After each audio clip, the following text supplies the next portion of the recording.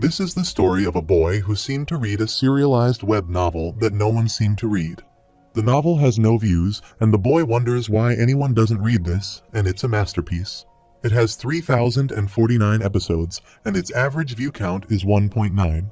He thinks no one would read a web novel with over 3,000 episodes, and he is the only reader, and it even took him 10 years to get to the last episode. Back then, he didn't have any idea that the story he alone had been reading for the past 10 years turned into reality. While traveling on a train, he is shocked that many monsters suddenly appear there. There is a lot of destruction everywhere, and when he read the last episode, he didn't have any idea that he would become the only person who knew how the world would end. He remembers he read these lines in the book that there are 3 ways to survive the apocalypse, and everything is fading and becoming unclear now.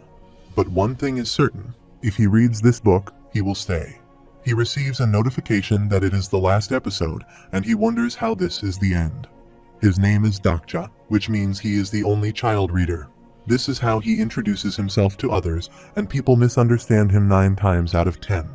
When he tries to tell them that he is Dokja, they think he is the only child, while he tells them his name is Dokja Kim. His father gave him that name because he wanted him to grow up and be strong and independent.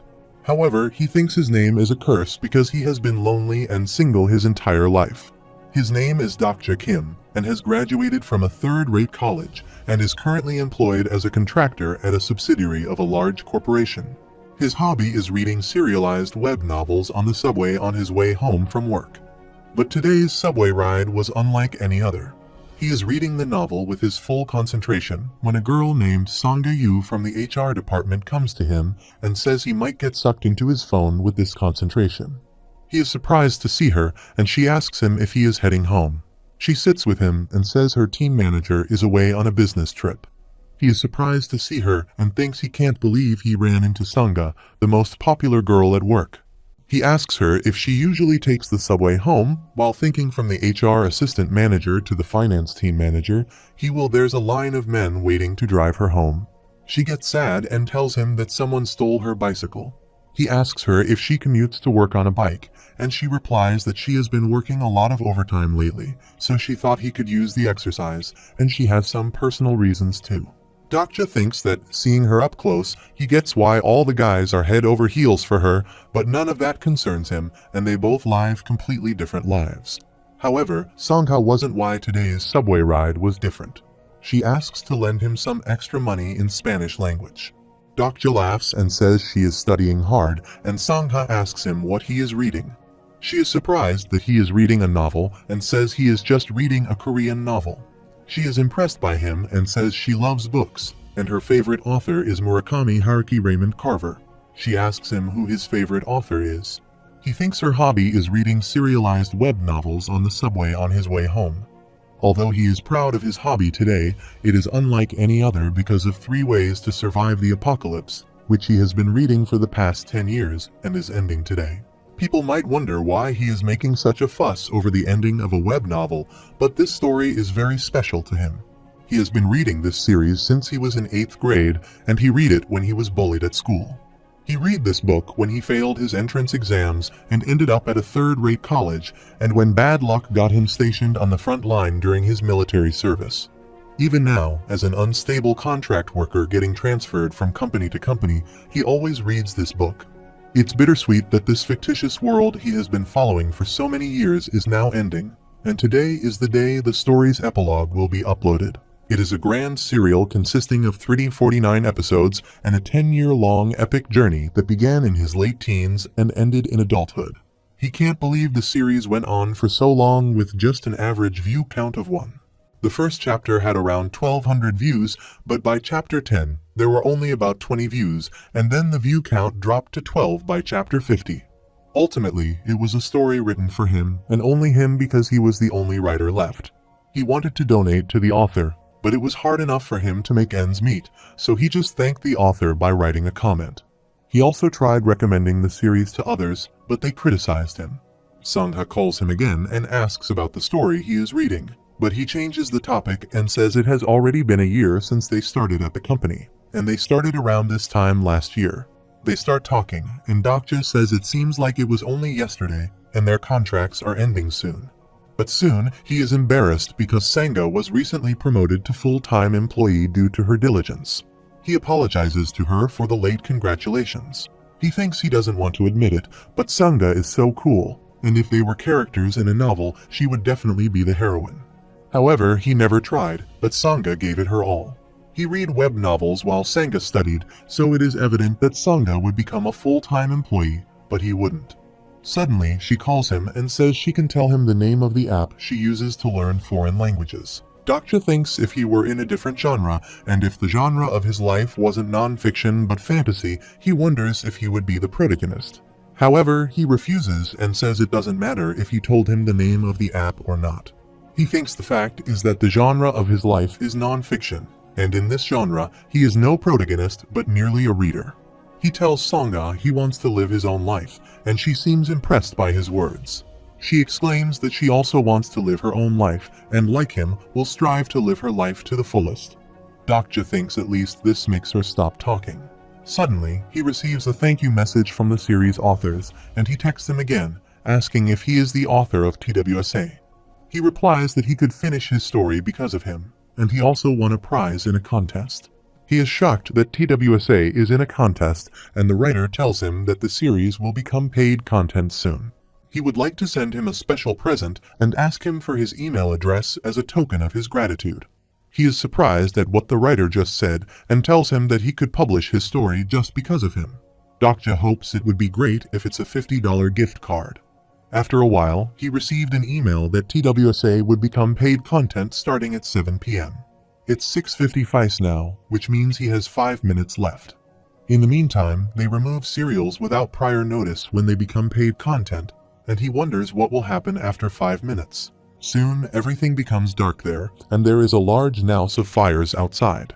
Everyone thinks it may be a terrorist attack. People become scared when they hear the voice of an evil monster. Sanga asks Dokja what he thinks is happening outside, while he is watching his phone because it is 7 p.m.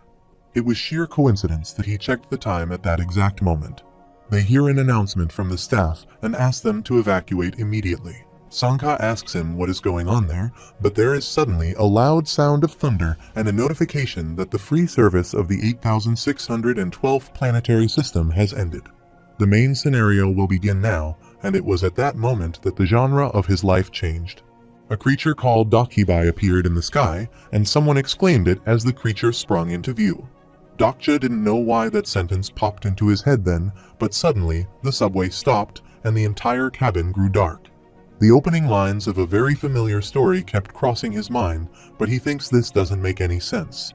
In the meantime, Sangha whispers the words Dokibai, and Dokja believes there is no way this could be true, which is completely impossible.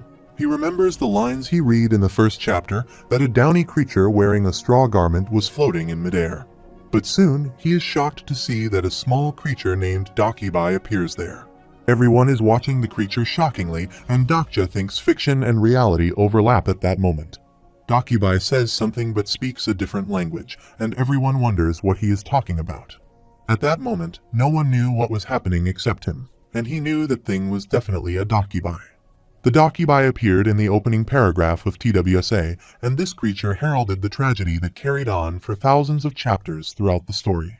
He wonders how the very same Dokibai may be now right in front of him, and Sanga thinks he is speaking Spanish and asks if she should try talking to it. He makes her fun, says she doesn't even know what that thing is, and asks if she will ask it to lend her some money. In the meantime, Dokibai speaks English and asks if they can hear him now, and there is a language patch a bit. A boy asks him what he is doing, or if he is filming a movie, and Dokibai says he should have done more research, and someone told him that he would have the most customers if they put up the paywall at around 7 in the evening. He then asks everyone to stop talking and listen to him. He has something very important to tell them all. People start arguing and ask how he is going to compensate for this, and he can't do this without their consent. The little boy calls his mother and asks if it is a cartoon, while Dokja is certain, and he knows exactly how this story goes. He asks Sanga not to move, while Dokibai exclaims they are all very noisy. He stares at the people angrily and asks them to be quiet. By saying this, one of the boys' heads explodes, and he dies in front of everyone. Dokibai starts killing them one by one and says they are not filming a movie, and this isn't a dream. He exclaims this is the reality, and they are all familiar with it. Dokja hates to admit that, but it is real, and his doubt and disbelief slowly fade. The floor quickly becomes painted in blood, and Dakibai says all of them had quite a relaxing life until now, and they were all able to breathe, eat, excrete, and reproduce without paying the costs. They have all been enjoying privileged lives, but it's all over now because nothing is free. People are very scared of him and ask if he wants money from them, and Misten Han from the finance team faces him. He says if it's the money he is after, he will give him as much as he wants and asks how much he needs. Dakibai asks him if he is offering him his money, and Mr. Han says he can give him as much money as he wants if he lets him out of there. Dakibai says money is good and an object that signifies an intersubjective agreement between humans, but he moves his hand and tears Mr. Han's card into pieces. He exclaims that the money is only valid within the confines of their space-time, and that paper has no value in the macroscopic dimension, and says this is a warning that if they ever pull a stunt like this again, he will blow their head up. He says there is no time for chit-chat, and their debt is piling up as they speak, and says it will be faster for them to try to earn money themselves. He moves above their heads and says channel by 17623 has opened, and the constellations are now making an entrance. A small status window appears in front of everyone, and Dokja is shocked to see that there is also one in front of him, and there is a line written on it that the main scenario has arrived. He has to prove his value by killing one or more living organisms. The time limit is 30 minutes. Dakibai wishes everyone good luck and laughs, saying he expects to see an interesting story. By saying this, he disappears from there, leaving the people in a state of fear and shock. After that, Sangha tries to call the police, but they aren't picking up, and Dokja asks her to stay calm. He asks her if she has played the game the development team is currently working on, and she knows the one where only a handful of people survive the apocalypse. Surprisingly, she asks him what that has to do with anything. He tells her that they are part of that game now, and every game has rules, and they just need to follow them. They just have to figure out what those rules are. He then observes the current situation, a Dakibai with antennae and a litter of dead bodies in the subway cabin. Moreover, there are trembling office workers covered in blood, and an old lady praying fervently in her seat. He still can't believe that is really happening, but he can't deny it any longer. He has no choice but to admit it now. He doesn't know why, but it is clear that TWSA, which he has been reading for over 10 years, is coming to life right before his eyes. He sighs and thinks what he should do to survive. He remembers the status window in front of him, where he has to kill one or more living organisms to prove his value. In the meantime, a boy calls everyone and asks them to calm down and stop what they are doing. He says this is a national emergency such as this one, and even a small commotion can lead to heavy casualties, so from now on, he will take charge of this situation. The people refuse to listen to him and ask who he is and why they should listen to him. He introduces himself as an army lieutenant in units 6, 5, and 02. Dokja is surprised to see that there is a man from the military, and he just received a message from his unit where they have called him to return to his unit as soon as possible. A man asks him what is happening there, and he replies that he is trying to contact the army base. He states he is just a soldier, so he doesn't have clearance to contact the Blue House directly. Dokja already knew this would become a national emergency, so he wasn't surprised, but something else surprised him. He thinks he knows the lieutenant named Hyunseong Lee, while he has never seen him in person, but he knows him by his name. His real introduction is the Steel Blade Hyunseong Lee, Republic of Korea, Army Lieutenant, and he was one of the supporting characters in TWSA. It's hard for him to believe that a character from TWSA has actually appeared. He wonders if this is how Hyunseong was introduced in the original story, but he is certain that this is not how Lee first appeared. He originally occurred after the first scenario and wondered what was happening there. He thinks if he could read it again, he would know exactly what is happening. Suddenly, a boy shouts and informs them that the Prime Minister is making a speech, which means this really is a Level 1 national emergency. He announces that there have been reporters of unidentified terrorist attacks in Seoul as well as many other areas of the country. The government will combat these attacks using all means necessary, and Dokja remembers that was also in the story. It would be easier to believe that they are under a terrorist attack. People wonder why the Prime Minister is making the speech and what happened to the President, but it is revealed that the President has died due to the terrorist attack. The others think it is just a rumor, but Dokja knows it is not a rumor because soon the Prime Minister will also die. Suddenly, there is another attack, and the Prime Minister dies in front of everyone during his live broadcast.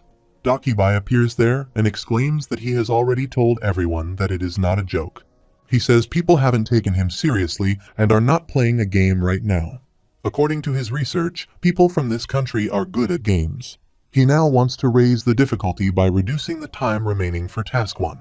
They now have 10 minutes left and have to kill more living organisms. Their remaining time is 10 minutes. As an added penalty, if the first death doesn't occur within the next 5 minutes, then every living organism in this cabin will be terminated. People get scared and ask Lee what to do now, while he asks everyone to calm down. Sangha also seems scared, while Dokja thinks everything is going exactly as he remembers. The events unfold exactly the same as the beginning of TWSA, but he can't help but feel that something isn't right. Hyeonseong Lee, one of the major supporting characters, has already appeared, but one more person should have occurred. If he remembers correctly, he should be appearing any minute now. Suddenly, they hear a voice that someone has been murdered in the cabin behind them, and they try to stop the door. But suddenly, the door cracks with so much light, and they find out that there is some kind of invisible wall in front of the door. They hear Dakibai's voice that no one may enter or leave the cabin until the scenario is complete. He exclaims it's getting interesting for some cabins, while others haven't even started yet, and says he will give them a little jolt to get the ball rolling. He will show them what will happen if they don't do anything in the next 5 minutes. He shows them the video of Tipong girls' high school students, and suddenly they all die in front of them because their time limit has been exceeded. All the students fail due to their head blows, while others cry for help and try to run away from there. But no one could run, and the people in the cabin are shocked to see their fate. Suddenly, a student grabs another by her neck and kills her in front of them, and there is a notification that the survivor of Channel Bay 23515 is Ji-Hai Lee. She is a second-year student from Class B at the Tipong Girls' High School, and Dakibai laughs at them and enjoys the game. People are scared now and wonder what is happening there. Sangha and Dokja are also scared, and he is still waiting for someone to appear there and save them all. He thinks the events he is familiar with and those he didn't know were even part of the story were happening simultaneously. He tries to search for the story to read it again, but no results are found. He thinks this series isn't even popular, so he doubts someone would have tried to share it illegally. Suddenly, he remembered the message he received earlier, and there was also an attached file. He is shocked to see that he gets an option to save all the files. He rubs his eyes to see if he is dreaming, but it is the reality that the author has sent him his novel as a present. He thinks sharing novels is illegal, but in this case, what is legal and unlawful doesn't matter to the author. Meanwhile, the status window has been updated, and it is said that each of the TWSA survivors receives a special attribute and a skill linked to that attribute. He thinks this is happening just like the novel and needs to figure out his attributes. But he is surprised to see that his attribute window cannot be opened. He wonders why this is happening, and if he can't access his attribute window, he won't be able to discover his attributes and skills. However, he decides to read the attached file first, and a status window appears saying his attribute has been activated and he can now read faster. He is shocked to see about his attribute because it just took him less than a minute to read the opening chapter of TWSA. However, thanks to that, he receives information about cabin number 3707. He is currently in the next cabin, and with that, he realizes why he had felt so uneasy. The events unfolding around him were different from what he remembered, because the protagonist was actually in the subway cabin behind this one. But he wonders about the people in the cabin 3807 in the story. Sangha calls him and asks if they should try to stop them while he peeks at the chaos and confusion unfolding in subway cabin 3807.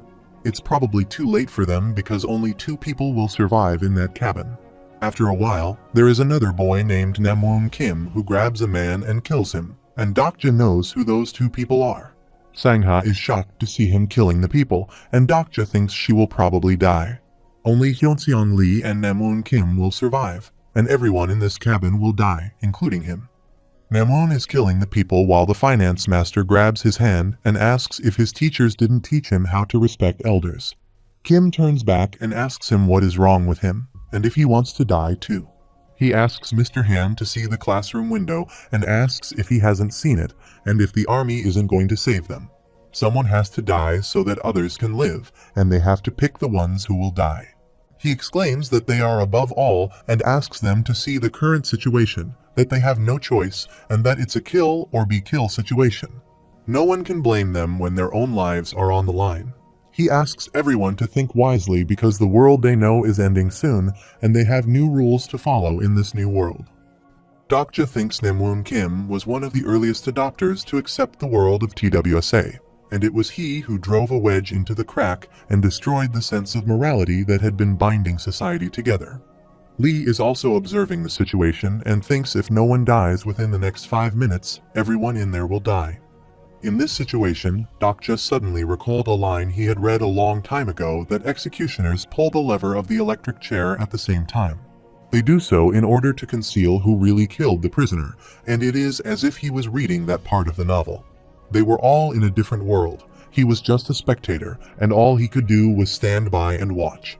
The nameless elderly woman became the first victim, and if he carelessly meddles with the course of the story, there may be less of the original plot left for him to work with.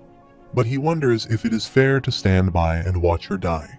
Sangha tries to speak and says they are going to kill her, but he grabs her hand and asks her not to be reckless because it can be dangerous. He thinks some people are destined to shine regardless of their genre, but Sangha cannot change the course of the story because she isn't the heroine in this world. He asks her to stay there and just do as he tells her for now, and if she listens to him this once, he promises he won't ever bother him again. He thinks it's too early for him to interfere because this wasn't part of his plan. He didn't interfere sooner because he was afraid of Namwoon or the others, or because he condoned their savage ways. He was just waiting for the right moment, and that moment came. Suddenly, there is destruction behind the door, and he runs away from his place toward the Namwoon, where he is killing a woman. The main scenario again appears on the screen, and the time remaining is 7 minutes and 32 seconds. Suddenly, a lot of smoke comes from the side, and Dokja runs toward Namwoon and hits him badly. Namwoon shouts at him and asks what his problem is, and Dokja thinks it may seem like he had pushed Kin to save the old lady, but that wasn't the only thing he had been aiming for. He looks for something and wonders where it is because it must be somewhere. He then finds a child, grabs his box, and asks him to hold on to it for a while. He then gets the attention of everyone and asks them to stop doing this because killing that old lady doesn't mean they are going to live. He asks them what they will do after killing the old lady, and if she dies, then they will be able to buy some time because they killed something within the given time limit. He asks them if what the Dakibai said is true, and then it means they all have to kill one person each and who they will kill next. Namwoon laughs and says it is obvious that they will kill losers like him next, and they don't need to worry about their turn beforehand. Dokja thinks he already knew that he would say that, and he says Kim gambles with their lives when there's a way to survive this without becoming a murderer. He asks them if they have forgotten the scenario that they don't have to kill a human being, but they have to kill one or more living organisms. He has a box full of insects, and they all rush toward him madly to kill them. The madness that had driven them to kill the old lady now came hurtling toward him. He wonders why his heart beats with joy in this precarious situation, why he is smiling, and if he is always this kind of person. He kills one of the insects and then throws the box in the air.